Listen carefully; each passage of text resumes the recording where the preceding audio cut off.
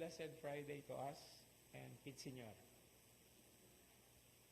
I would like to make a little perspective as part of our reflection for today in connection with a very important saint as well.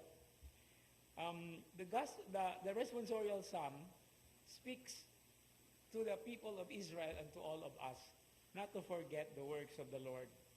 And part of this, as a basic and an essential dynamics, is to hand down the many teachings regarding the faith, regarding the history of the people of Israel as Christians on our part, to our children and to our children's children, to the next generation, and down to the next generations to come, on and on and on without end, forever and ever. Amen.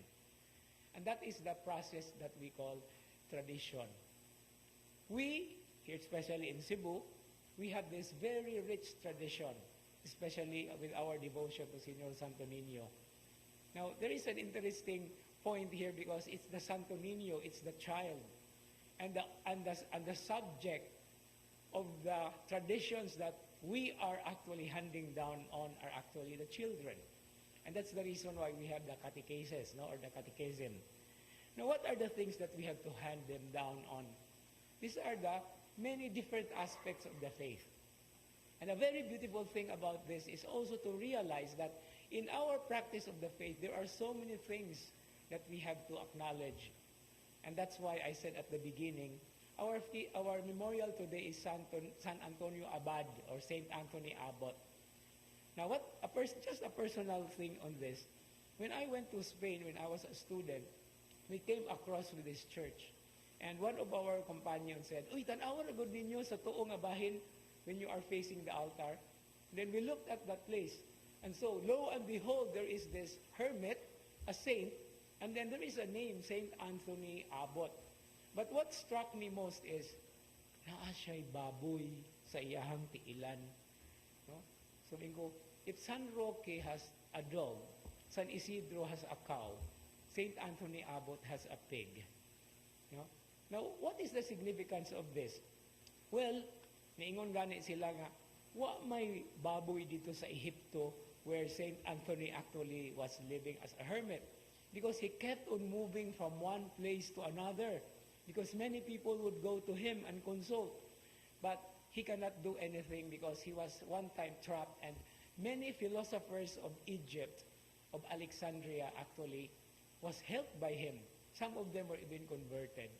And what was he doing? He was teaching them. He was handing them down the so many different aspects of the faith. And even some significant saints are also connected with him. Muna nga, the handing down of the tradition that we actually are, that is also handed down to us, should be also preserved. And this goes to the responsibility of the elders, of all of us who are already knowledgeable about it.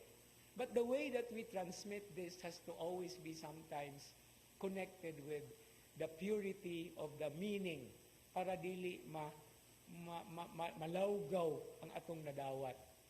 Like for example, sinulog. No? What is really in there? No, sa atong pagdagkot og kandila. Okay? In the many different ways that we do sa atong pagnobina. So there are certain things that we have to preserve. And these are the beautiful memories of God who lives among us, the God who touches our lives daily, and the way that He also inspires us by giving us saints who are constantly interceding for us. And so muna, dako kay tag responsibilidad actually. But don't you worry, it's not one person's responsibility. It's not one person's call. It's each and everyone's call. And we can help each other. And together with the understanding and the idea of the pilgrims, being pilgrims of hope, part of this pilgrimage is to hand down the traditions of faith that we have received. On and on and on, forever and ever. Amen.